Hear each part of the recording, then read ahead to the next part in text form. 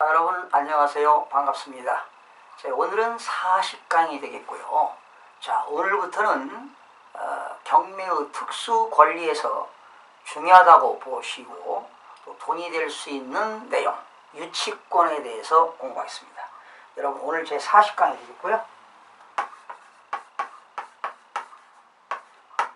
페이지는 240쪽입니다. 유치권.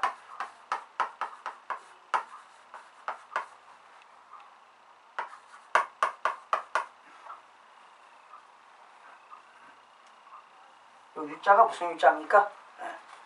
유치권. 여러분 교재에 지금 240쪽부터요. 유치권이 240쪽부터 자, 상당히 내용이 많습니다. 288쪽까지입니다. 자, 제가 유치권 대법원 판례까지 다양한 내용을 써놨거든요. 그래서 유치권을 살펴보겠는데요. 우선 240쪽부터 유치권이 나왔는데 우선 여러분 교재 246쪽을 펴보세요. 자, 유치권. 유치권.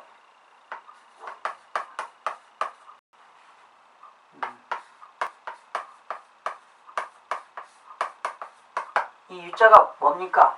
머무를 유자죠. 머무를 유자. 치자는 둘치자입니다. 그러니까 뭐 하고 있다는 거예요? 채권, 돈을 받을 때까지 물건을 유치하고 있겠다. 여러분 유치장 생각해 보세요. 경찰서 유치장. 유치시킨다고 그러지요.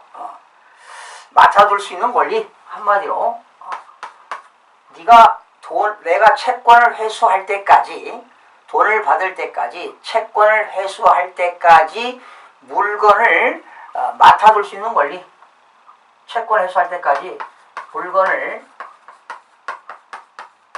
맡아둘 수 있는 권리다, 이런 얘기죠. 이렇게 유치권이 되겠습니다.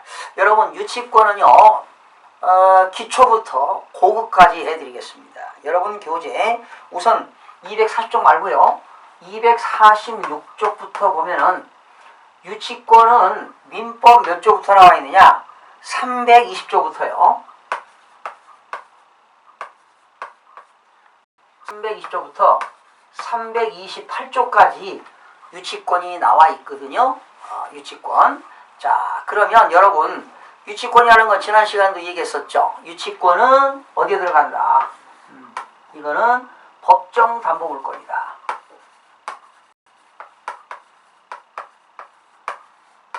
법으로 정한 법정 담보물권이다, 이렇게 배우셨고요.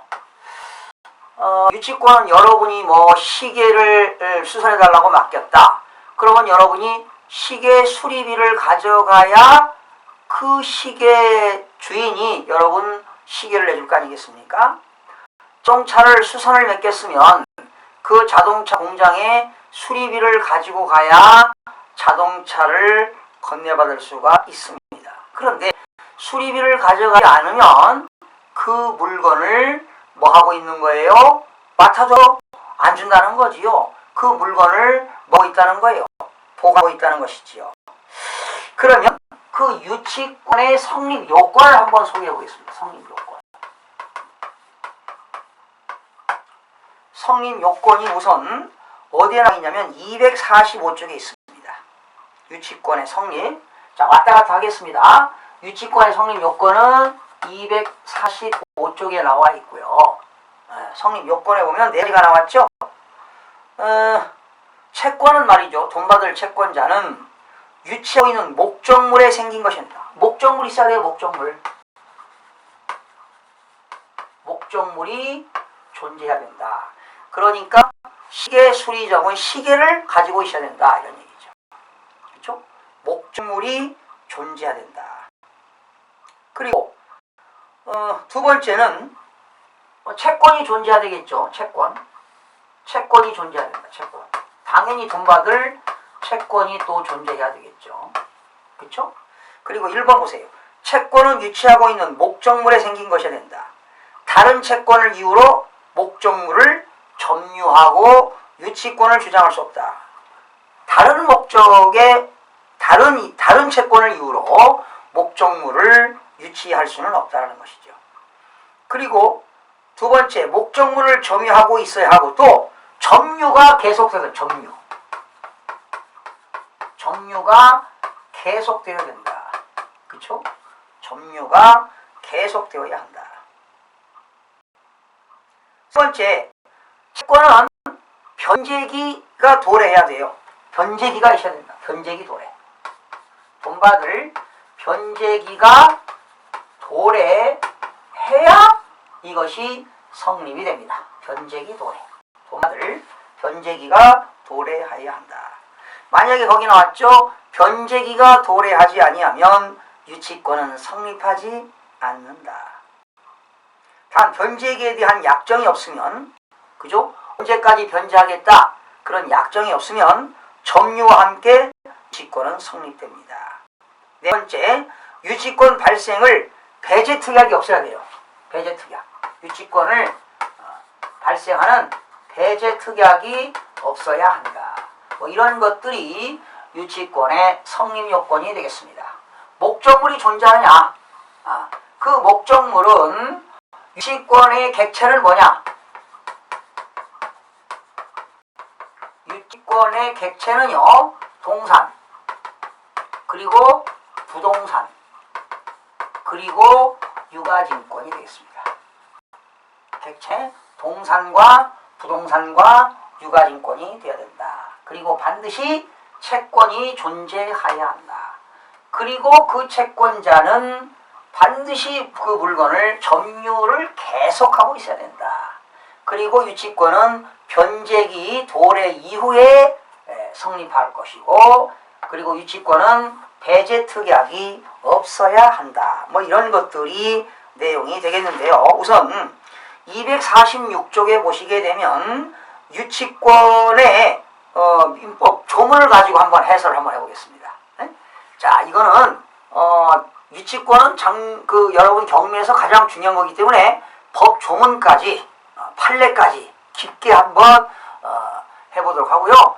유치권 부존재 확인 소송 유치권 그 존재 여부 소송 제기까지 한번 깊게 한번 공부를 해보도록 하겠습니다. 자, 320조입니다. 유치권의 내용입니다. 타인의 물건 또는 유가증권. 자, 줄 쳐보세요. 타인의 물건 또는 유가증권이 뭡니까? 목적물입니다.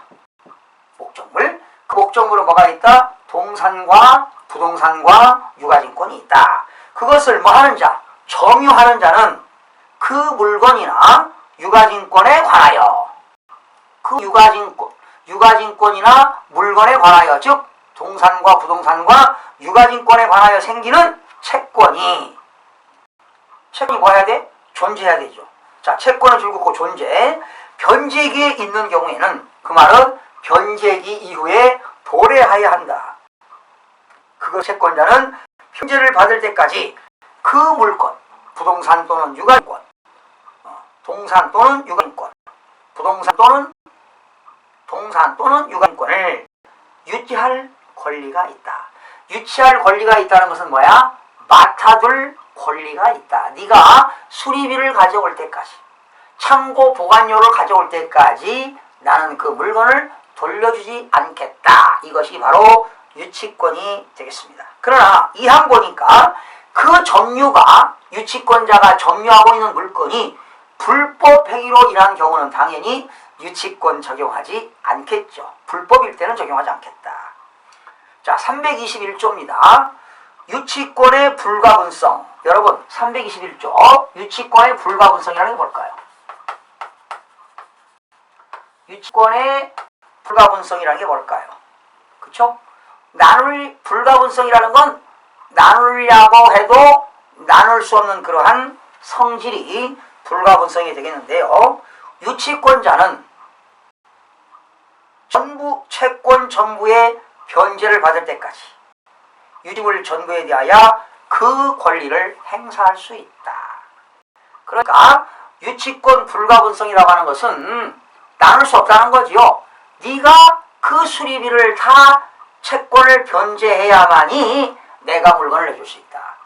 일부만 변제하면 물건을 내줄 수 없다. 그렇죠? 채권 전부의 변제를 받을 때까지, 수리비를 다 받을 때까지, 공사비를 다 받을 때까지 유침을 전부에 대하여 그 권리를 뭐 할 수 있다?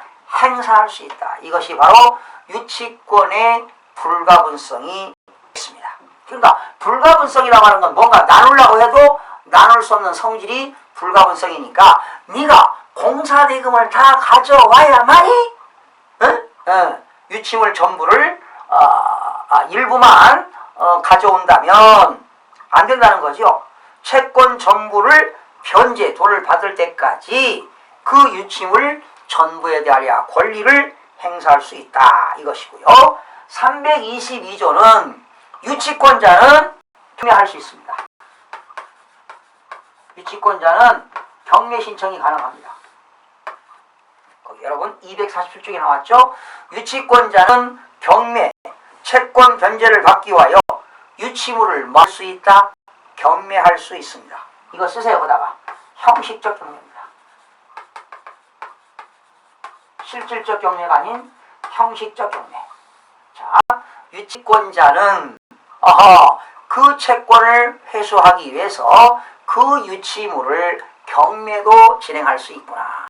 이때 유치권에 대한 형식적 경매는 이무경매 들어갑니다. 쓰세요. 이무경매. 담보권 실행과 같습니다. 담보권 실행과 같다. 이무경매와 같다는 것 써보시고, 그 다음에 그래 이란 곳에요. 유치권자는 채권의 변제를 받기 위하여 유치물을 경매할 수 있다. 형식적 경매고요. 쓰세요. 그리고 경매는 경매 신청은 그 뭡니까? 유치권에 대한 경매 신청은 이무 경매가 되겠고요. 담보권 실행과 같다 이렇게 하면 되겠고요. 이 항 보니까 이게 뭐냐면 간이변제 충당입니다.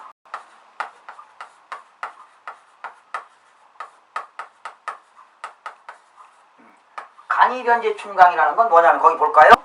정당 이유가 있을 때는 유치권자는 그 유치하고 있는 물건을 유치하고 있는 유치권자는 감정의 평가에 의하여 유치물로 직접 변제 충당할 수 있습니다. 그 유치물로. 그 유치권자가 유치물로 변제 충당할 수 있다. 그러면 이 변제 충당을 하면 어떻게 되느냐? 법원에 청구해야 됩니다. 법원에다가 청구를 할 수 있고요. 유치권자는 당연히 법원에 청구할 때 채무자에게 뭐 한다? 통지하도록 되어 있습니다. 그래서 야 내가 유치하고 있는 물건을 팔아가지고 채무 변제하고 남은 돈은 너한테 주겠다 하고 법원에 청구하고 당연히 채무자에게 통지함으로써 간이 변제 충당이 가능한 겁니다. 313조 과실수취권입니다. 과실수취권.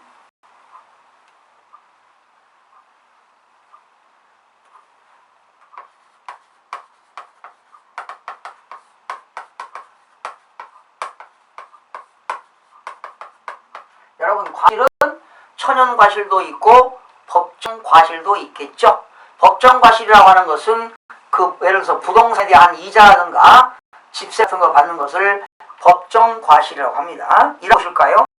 유치권자는 유치물의 과실을 수취하여 유치물에 대하여 과실을 수취하게 되면 다른 채권보다 먼저 채권의 변제에 충당할 수가 있습니다. 그러니까 내가 부동산을 유치하고 있는데 그 유치한 물건에 대해서 법정 과실이 생겼어요. 치료를 받거나 집세를 받게 되면 그거에 대해서는 먼저 채권 변제에 충당할 수가 있습니다.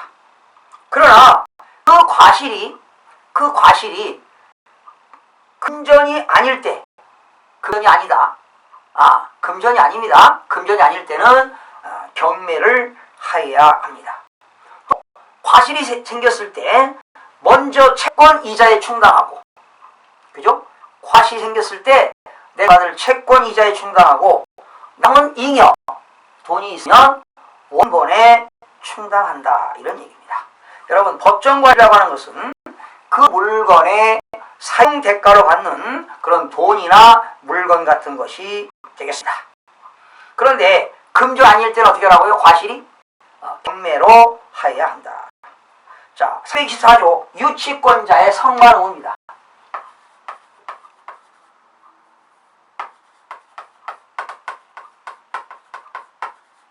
유치권자의 성관 의무. 유치권자의 성관 의무가 있는데요. 유치권자는 유치물에 대해서 유치권자가 유치물에 대해서 그 선량한 관리자의 주의로 유치물을 점유하여야 한다. 그러니까 성관 의무. 주의를 잘해서 유치권자 그 유치물을 유치하고 있을 때는 뭡니까? 주의를 잘 기울여서 유치물을 점유해야 된다는 겁니다. 성관 의무. 그러나 유치권자라고 해서 채무자, 돈 갚을 채무자의 승낙 없이 유치물을 뭐하나? 사용하거나 또는 대여, 그죠? 유치권자라고 해서 그걸 사용하거나 남에게 대여하거나 또 유치권자라고 해서 그 물건을 대여, 담보 제공을 할 수가 없습니다. 다시요. 유치권자는 채무자의 승낙 없이 유치물을 뭐한다? 사용할 수 없고 대여할 수 없고 담보로 제공하지 못한다. 그러나 유치권자가 유치물을 보존에 필요한 사항은 그러하지 아니하다. 그렇죠? 보존하는 데는 다시 성관 의무가 있다 이런 얘기죠. 또 유치권자가 자기 물건도 아니면서 사용하고 대여하고 담보물로 제공했다면 그 채무자는 유치권 소멸을 청구할 수 있습니다. 채무자는 뭐 할 수 있다고요? 유치권 소멸 청구.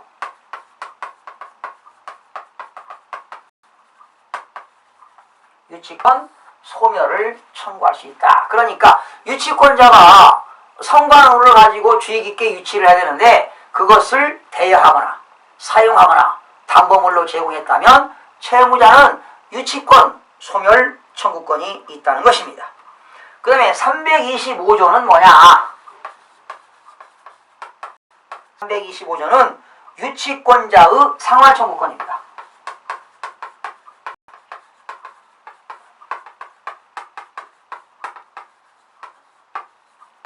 유치권자의 상환 청구권. 자, 유치권자가 어떤 유치물에 관하여 필요비를 지출했습니다. 유치권자가 그 유치물을 유치하는데 필요비를 지출하게 되면 소유자에게 뭐 할 수 있다?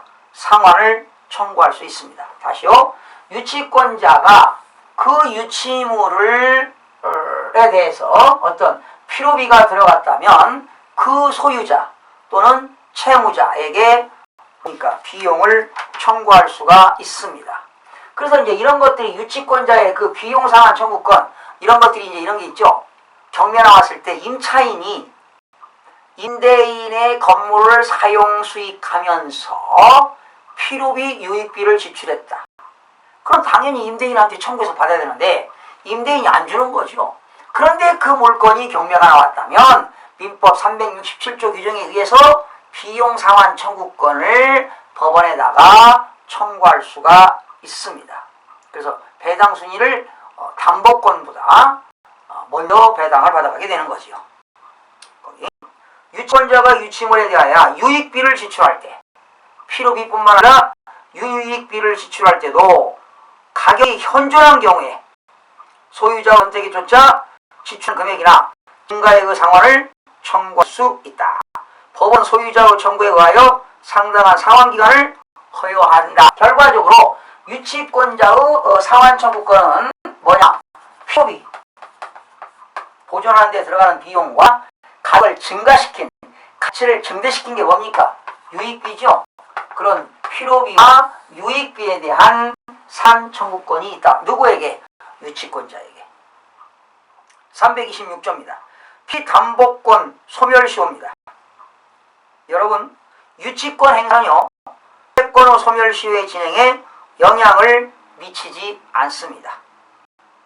여러분, 소멸시효가 있잖아요.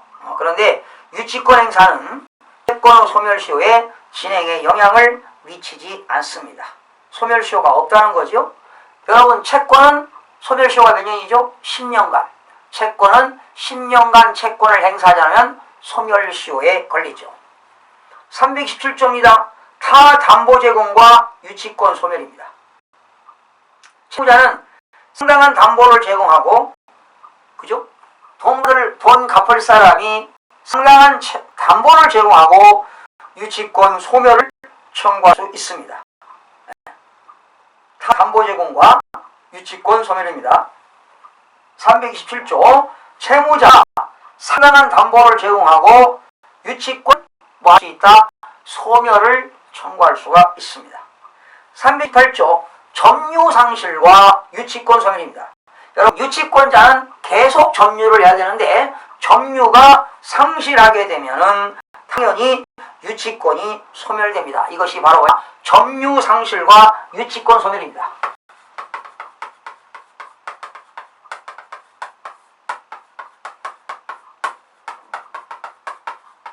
이것이 328조가 되겠네요. 유치권자는 점유를 계속하고 있어야 되는데 점유가 상실되게 되면 당연히 유치권은 소멸되겠습니다. 자, 지금까지 한 것이 이거는 민사유치권이 되겠습니다. 그래서 여러분, 유치권에는 민사유치권이 있죠?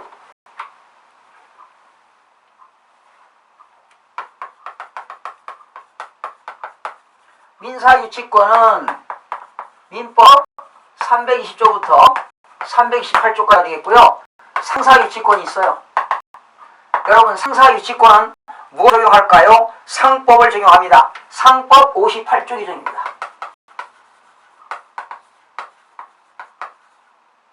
자, 여러분, 이 상법 58조에 있는 상사유치권을 하나 설명을 드려볼까요? 자, 예를 들어 말이죠. 갑이라는 사람이 을한 사람한테 을이 이성 상품 판매업자입니다. 상인이고요. 지금 갑과 을이 상거래를 하는 거죠. 상거래. 그런데 을은 창고업자입니다.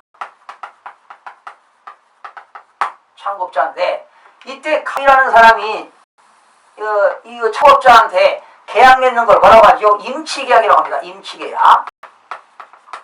계약법에서는 임치계약이라고 해요. 임치. 보관한다는 얘기요. 보관요. 창고에다가 창고를 보관하는 계약을 임치계약이라고 하는데 이제 보관료를 얘는 주겠죠. 얘는 보관료를 받는 거잖아요. 그런데 이때 갑이라는 사람이 A 물건하고 B 물건을 창고에 보관을 의뢰했어요. 그러면 이 A 물건 가져갈 때 뭘 줘야 돼요? 보관료를 주고 가져야 될 거 아닙니까? 그런데 이 나중에 이 물건 바로 가져가고 내가 보관료 뭡니까?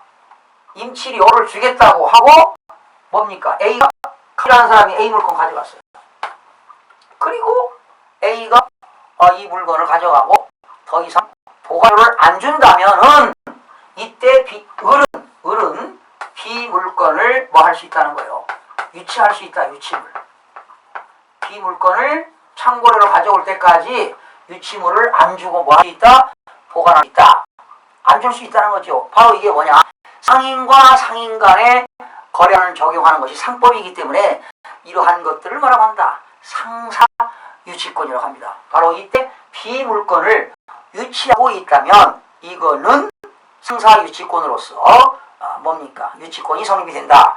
이런 얘기가 되겠습니다. 그러니까 이 사람이 지금 을이라고 하는 사람은 상거래상 점유하고 있던 거예요. 그죠? 그렇다면 유치권이 성립이 될 수 있다라는 거죠. 보세요. 자, 페이지 248조입니다.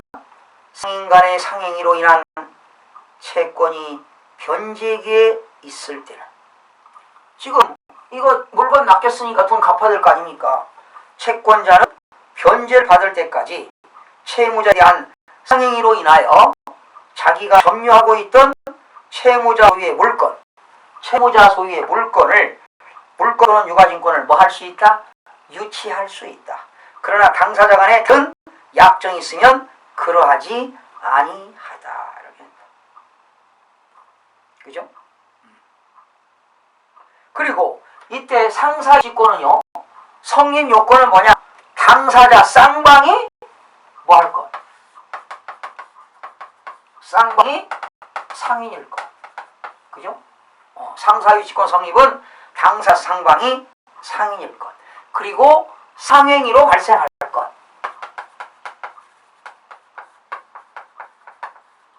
상거래로 발생할 것. 그리고 변제기에 있을 것. 변제기가 도래할 것. 이것이 상사유치권의 성립 요건이 되겠습니다. 그렇죠? 상방이 상인일 것. 그죠? 그리고 상행위가 발생할 것. 그리고 변제기 도래가 될 것. 이런 것들이 상사유치권의 성립 요건이 되겠습니다. 그리고 유치물은 반드시 뭐야 된다? 유치물은 물건 또는 유가증권일 것. 그때 물건은 부동산과 동산일 것. 그리고 반드시 물건은 채무자의 소유물일 것. 채권자의 채무자에 대한 상행위로 채권자의 점유에 기속한 것임일 것. 그렇죠? 채권자가, 참고업자인 채권자가 물건을 뭐 하고 있어야 될 것? 점유하고 있어야 될 것. 이런 것들이 상사유치권의 성립 요건이 되겠습니다. 자, 하여튼 이 판례들이 상당히 많은데요. 자, 지금 이 시간에 유치권 320조부터 328조, 그리고 상사유치권 상법 58조를 살펴봤고요. 다시 앞으로 넘기시기 바랍니다.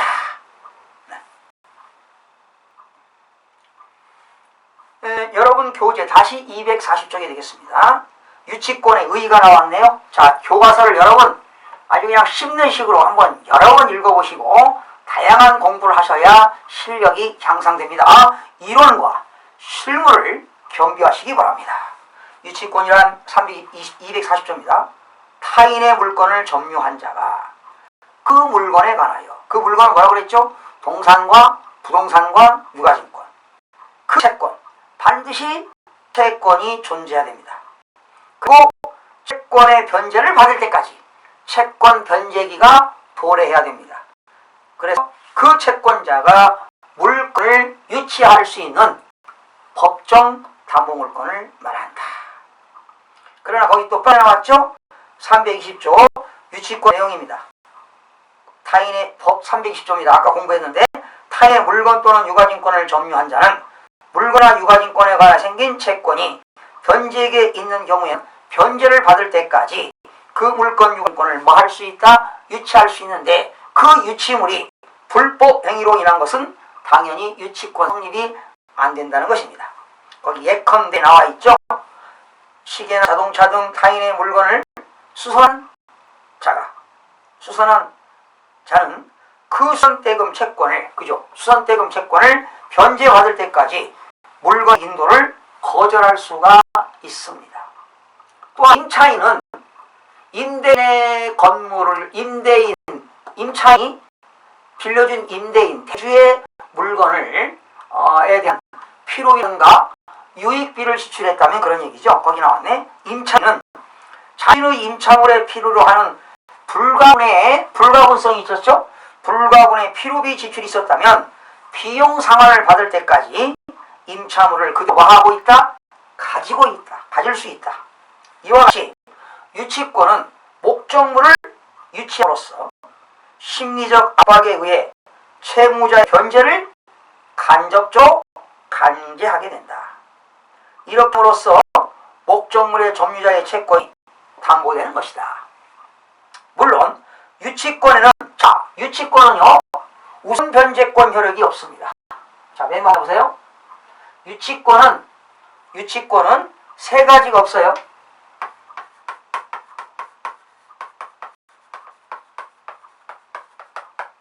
유치권자는 세 가지가 없습니다.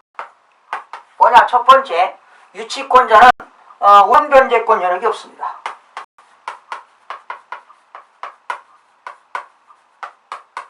유치권은 우선변제권 여력이 없고요. 유치권은 물상대의권이 없습니다.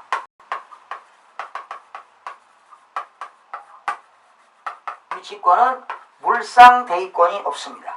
그리고 유치권은 물권적 청구권도 없습니다.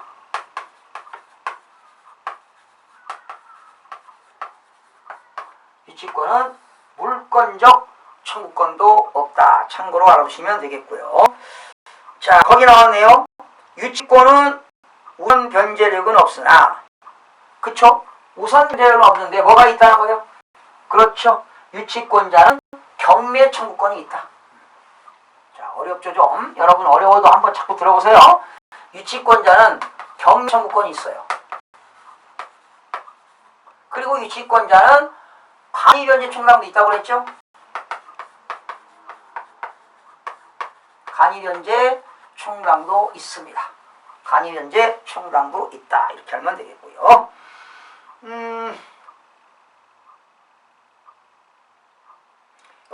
유치권자 끝에 둘째 줄. 목적물의 매수인에 대하여 변제를 받을 때까지 목적물 인도를 뭐 할 수 있다? 거절할 수 있으므로 실질적으로 우선 변제를 받는 것과는 다른 바 없다. 이것은 유치권의 담보물권의 일종으로 특정 채권을 담보하는 효력을 가진다는 것을 의미한다. 이렇게 나와 있고요. 자, 여러분 유치권의 그 오른쪽 보시면 241조 성질이 있죠. 유치권 성질에 유치권은 물권이다. 그죠? 유치권의 성질에서 말이죠. 이런 게 있어요. 유치권은 인도 거절을 본체로 하는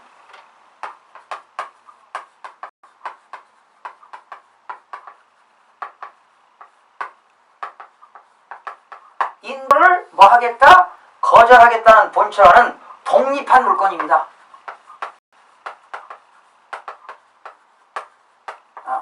인도를 뭐 하겠다? 채권이 회수될 때까지 인도를 거절하겠다 본체로 하는 독립한 물권이 바로 유치권이 되겠는데요. 여러분 예를 들어서 이렇게 한번 해볼까요? 아까 유치권은 목적물이 존재해야 된다고 그랬죠? 목적물 존재.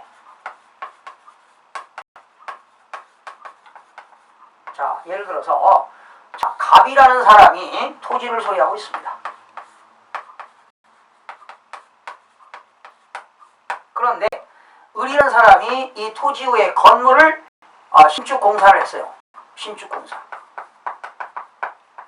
자, 건물을 짓고 있습니다. 지금 이렇게 건물을 짓고 있습니다. 이렇게 이때 건물을 짓고 있는데 여러분 이때 이 건물의 존재가 어떻게 됩니까? 건물. 목적물, 건물의 존재는 건축물에는 3대 요소가 있어요. 건물의 3대 요소는 뭐가 있다? 지붕이 있어야 되고, 기둥이 있어야 되고, 주벽이 있어요. 벽.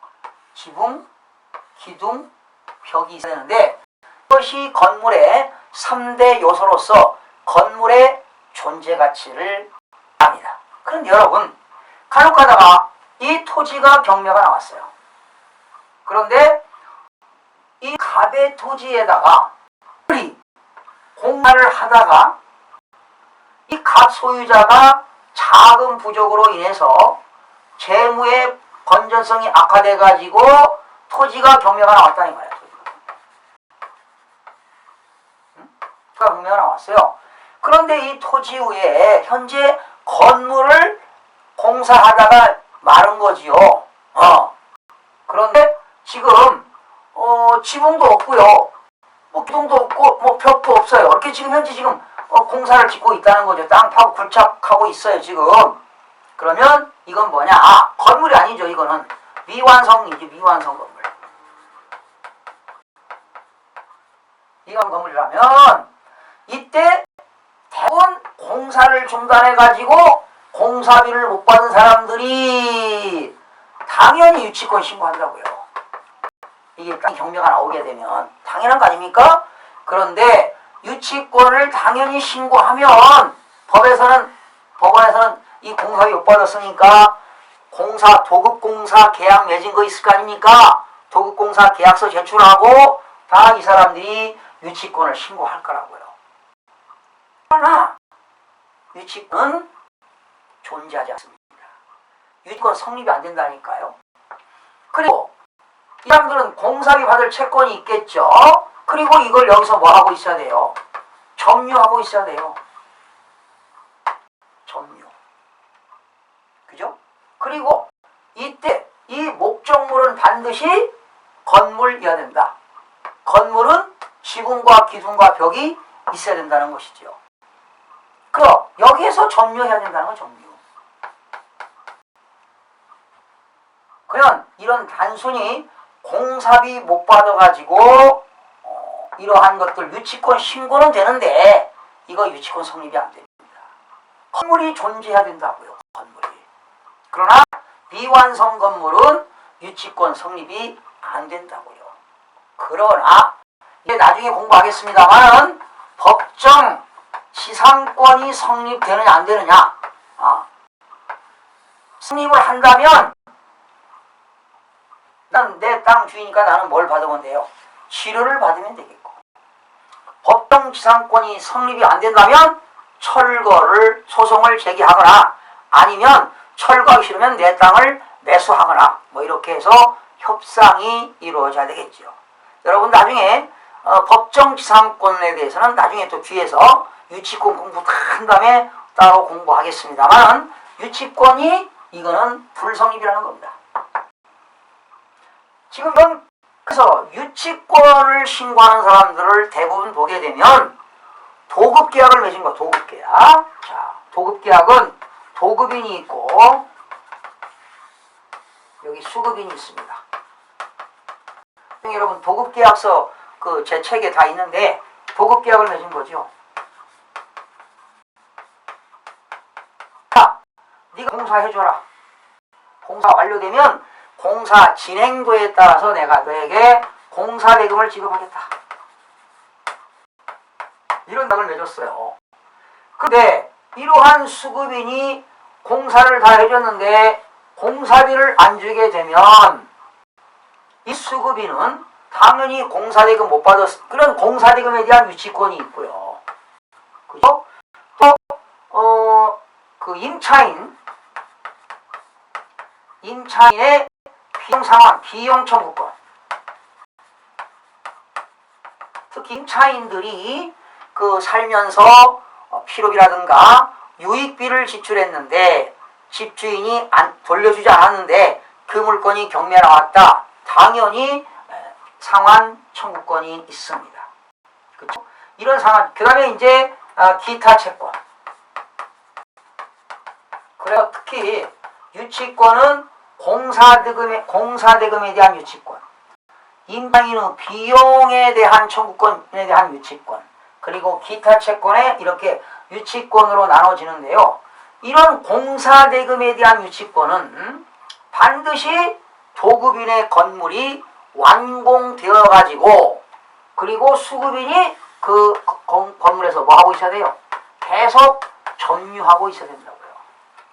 여러분 이 길거리 가다 보면 이 건물은 유치권 행사 중에 있습니다. 그러면 채권자가 채무자, 소유자의 건물을 뭐 하고 있어야 돼요? 점유하고 있어야 돼요. 계속 점유하고 있어야 된다. 그리고 또 유치권이 성립이 되려면 말이죠. 여기 보세요. 자, 갑이라는 사람이 있고 을이라는 사람이 있는데 갑이 도급인입니다. 을 수급인입니다. 도급계를 맺고 또 이런 게 있어요. 수급인으로부터 수급인이 있어요. 이게 원청이죠. 이게 하청이죠. 병한테. 이때 이 건물이 지금 다 완공이 됐어요. 이게 완공이 됐는데 이 사람은 이제 수급인은 전부 다 전반적인 공사를 해주는 거고 이 하수급인은 여기서 만약에 뭐 조명이라든가 조명 또 벽 도배 같은 거 도배 뭐 이런 것들을 만약에 공사비를 하청인데요. 이런 판례가 있었어요. 1억을 받을 것이 있었는데 얘한테 받을 게 10억이고 얘한테 하수급비는 1억인데 공사비를 내가 얘한테 안 주니까 당연히 나도 받을 수 없겠죠. 그래서 이때 하수급인이 이 도급인의 그 공동주택 10호입니다. 10호 1호 2호 뭐 201호 200 이렇게 10호가 있는데 그러면 이때 하수급인은 이걸 전체를 점유하고 있어야 되느냐? 아닙니다. 한 채를 점유하고 있어서 한 채. 이것이 유치권이 성립이 되느냐 안 되느냐 이러한 판례가 있었는데요. 하급법원에서는 유치 성립이 안 된다. 전체를 점유하고 있어야 된다. 그런데 대법원에서는 판례가 뒤집어졌어요. 대법원에서는 이 하수급인은 이게 조명과 이 벽 도배비 1억을 못 받은 거에 대해서 한 채를 점유하고 있어도 그러니까 공사비가 1억인데 하급법에서는 야 1,000만 원만 성립된다. 1억 중에 10분의 1이니까. 그러나 상급법원에서는 대법원에서는 아니다. 한 채를 점유하고 있어도 이 하수급인이 전체를 공사했고 했기 때문에 이건 유치권 성립된다. 이런 대법원 판결도 있습니다. 자, 유치권에 대한 판결도 다양한데 여러분. 자, 그래서 이런 경우도 있다는 것이죠. 도급계약을 맺었을 때. 그래서 보통 유치권은 말이죠. 도급계약. 그렇죠? 또 임차인들의 비용, 상청구권. 청구권. 그리고 기타 채권들로 나눠지는데요. 자, 공사대금 같은 건 거의 어떻게 될까요? 유치권 성립이 안 됩니다. 여러분, 만약에 여러분이 아파트를 갖고 있는데 경매가 나왔는데 인테리어 업자가 공사를 했어요. 공사비 안 줬어요. 근데 그 집이 경매가 나왔어요. 그러면 인테리어 업자는 그 물건에 대해서 점유하고 있어야 된다니까요. 점유. 그리고 중요한 것은 그 경매 물건 나왔을 때 강제경매 개시결정 기입등기, 의무경매 개시결정 기입등기 전에부터 점유하고 있어야 돼요. 만약에 이것도 판례가 나왔죠. 의무경매 개시결정 이후, 경매 개시결정 이후, 경매가 등기부상의 강제경매 개시결정 기입등기가 되면 압류효력이 있는 거잖아요. 그쵸? 근데 압류효력이 발생한 이후에 점유했다. 유치권 성립이 되지가 않습니다. 그래서 경매 개시결정 기입등기 전부터 점유를 해야 되는데 거의 점유가 불가피하죠. 그 공사업자가 인테리어업자가 어떻게 점유하겠습니까? 그렇죠? 점유가 안 된다는 겁니다. 그러나 이 채무자 소유자가 그래 채권자 너 와서 살아라 점유했다 하더라도 경매 개시결정 이후에 점유했다면 그거는 유치권이 성립이 되지 않는다는 것을 말씀을 드려봤습니다.